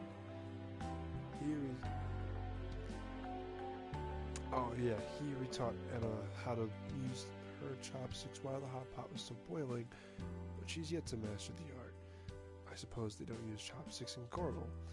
Maybe they go in for knives and forks like they do in Western countries? Actually, a lot of us do use chopsticks here, believe it or not. Anna's been fumbling with the... Well, no, it's not mean, though. So I understand what they mean. Anna's been fumbling with her chopsticks a lot throughout the meal. She splashed both the table and her clothes with broth from the hot pot. But she's so focused on the meal, she doesn't seem to care. Wouldn't that be hot? Wouldn't that be burning her clothes? Is she okay? I'm tempted to offer Anna some help with the chopsticks, but there we go. Third time is, as the saying goes, the charm. Finally, Anna is able to maneuver the cabbage to her mouth without incident. She chomps down on it quickly, as though afraid it might run away from her, which, given Anna's poor track record with her chopsticks, they just might. It's a miracle she's not dropped any of her food on the floor yet. She just started learning. Can't cut her some slack, bruh. She chews the cabbage, crunching between her teeth and sighs and swallows. This is good too. It's incredibly good, in fact. Now that's an overreaction if I've ever seen one. I can understand Anna's enthusiasm about the beef, which is high-grade stuff. But this is only cabbage. You can buy cabbages dirt cheap at a supermarket. Yeah, cabbages aren't that good, I don't think. They're a staple of a lot of poor people's diets, but maybe they don't grow cabbages in Corville? That's food. That's food. That's true. If you were an alien and all of this was like delicious, but you've never been here before, I feel like if you like really enjoyed it, you might really enjoy it. You know what I mean? Maybe not. I'm just speaking gibberish. Or nonsense, not gibberish. Never mind. Anna hasn't seemed familiar with any of the food simmering away in the hot pot. I almost said hot pocket. Pardon me, my dumb human brain can't think right. What does she usually eat anyway? You're really enjoying yourself, huh? Yes, I am. Anna nods enthusiastically. This cabbage has such an interesting texture. It is very crunchy, unlike the meat. They complement one another very well. All the foods in this pot are so intriguing. None of the separate elements are alike, but that adds to the fun of it. These disparate ingredients all come together to create a truly enjoyable experience. That's part of the fun of having a hot pot. It's full of all kinds of good stuff. Speaking of which, we're starting to run a little low on ingredients. You want me to put more meat in, Haru? Sure, I still have room for one more. Can I get a rice cake too? Of course. Yuri adds a few more ingredients to the bubbling hot pot and pokes them with her chopsticks. It's a good thing I bought extra beef today. I had a hunch we might need it. Anna sighs happily as she takes a bite from the rice cake Yuri pilfered for her a few moments earlier. This light substance is so squishy. It is very satisfying to chew. It feels so good between my teeth. Okay. Now that I've begun to eat it, it seems I cannot stop. Earthling food is too good. I'm going to get addicted. And a lot of people are.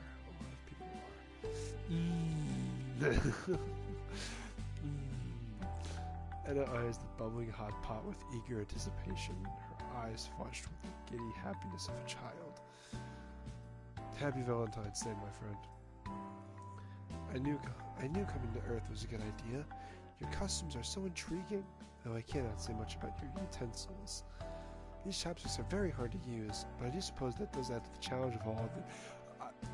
Fork. Use a fork. I'm telling you, there's a reason Western countries use forks. This is so much fun. Fork. Use a fork. Okay. Half an hour later. That was great. Anna sighs, contented once she's polished off her food. Polished off her food? Wait. Once she's polished off her food. Okay.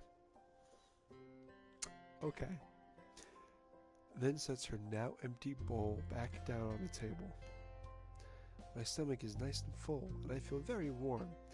This so-called hot pot, it's not so-called, that's what it's actually called. has raised my body temperature by a good degree. I feel quite comfortable.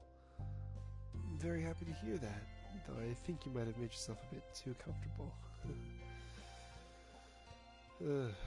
Yori giggles as a deep yawn forces its way from Anna's mouth. Are you tired? I suppose so, yes. I'm not accustomed to eating so much, particularly not dense carbohydrate-packed foods like that. I believe I am in need of a rest so my body can properly process your human cuisine. Oh yeah, humans get that way too. Pardon me, I apologize. Now that sounds kind of alarming. I'm starting to worry despite myself. Are you feeling alright, Anna? The food hasn't made you ill, has it? Oh, darling. A wide smile captures Anna's lips. Are you concerned about me? Yeah, I guess. I mean, you are a guest, technically speaking. I'd feel bad if Hiri and I had poisoned you. It is quite alright. Even if such an eventuality did come to pass, I would forgive you. I know you mean me no ill will. Right. You and Hiri have been nothing but kind to me from the moment we first met. That is why you are my darling.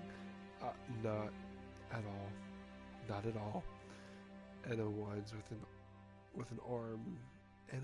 an arm through mine, cinching our bodies close together. And Hiri is my best friend. A best friend, am I? I like the sound of that, although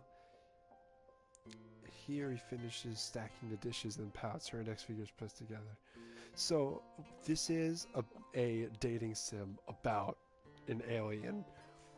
Hiri, the one on the right, she believes she's an alien, though I think she's kind of just a bit like kooky, and Enna, spelled E-N-A, still not sure if it's Enna or Ina, to the left, is an actual alien that crash landed only like half an hour ago in game.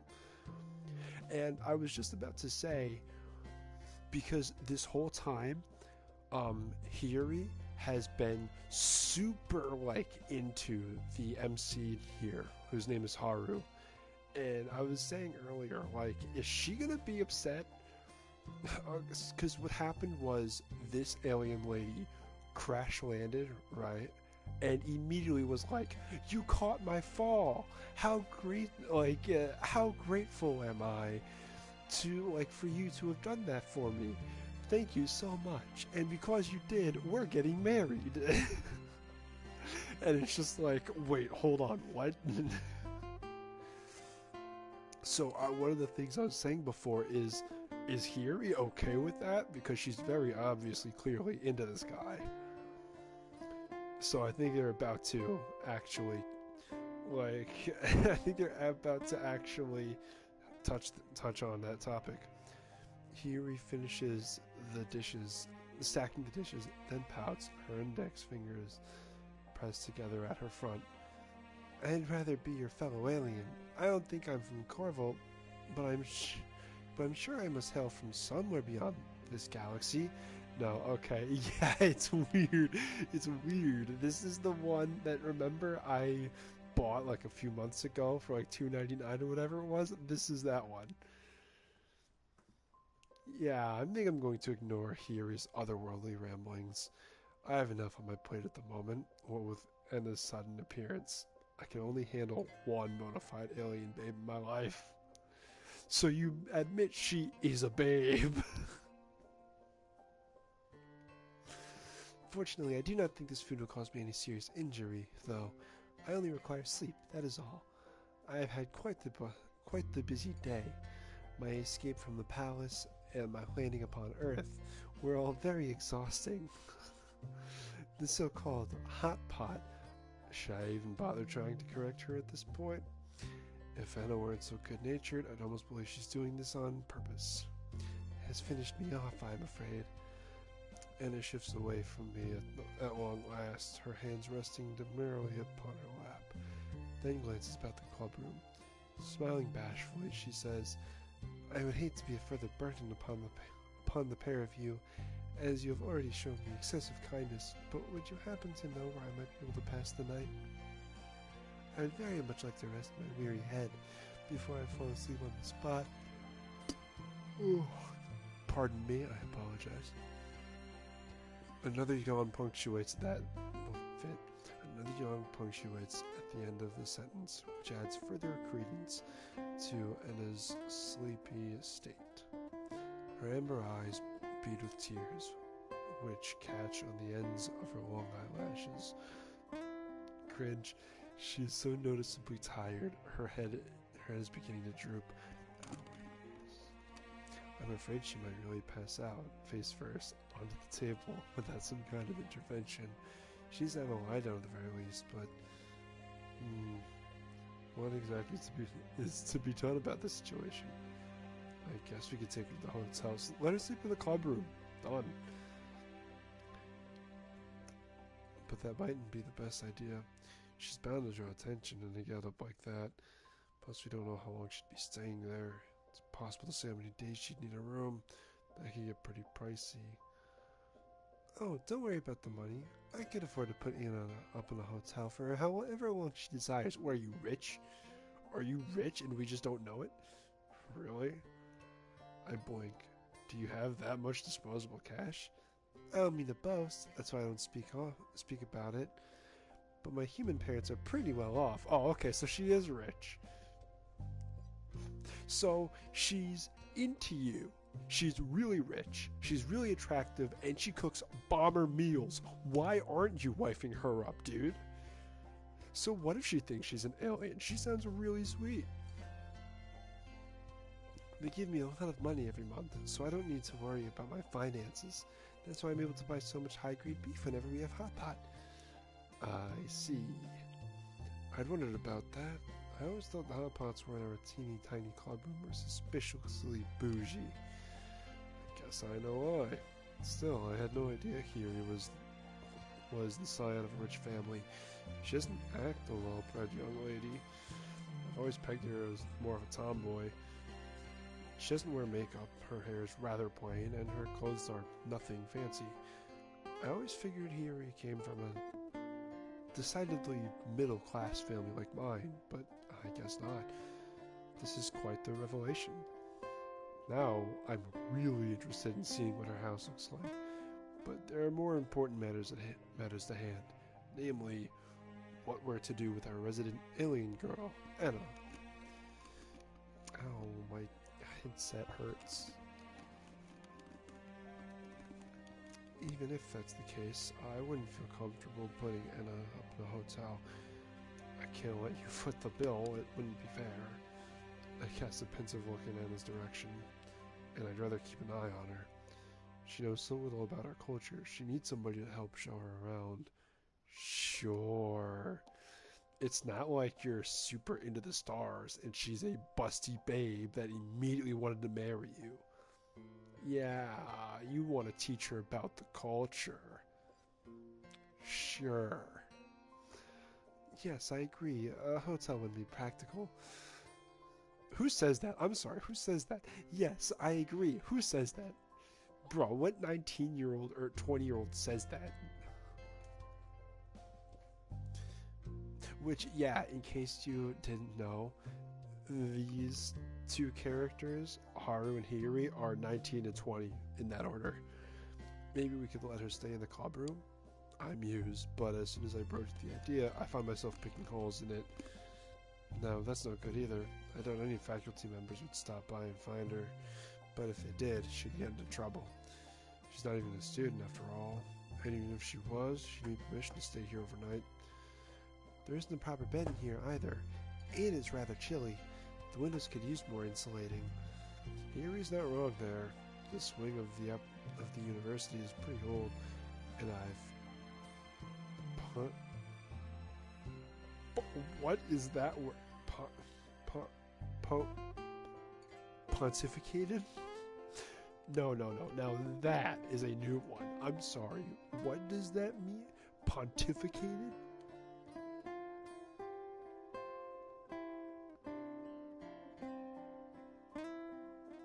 Pontificated. Express one's opinions in a way considered annoyingly pompous and dogmatic. Okay. As I've pontificated on a great length already, and the walls feel paper thin. Sometimes the window panes rattle when it gets particularly windy.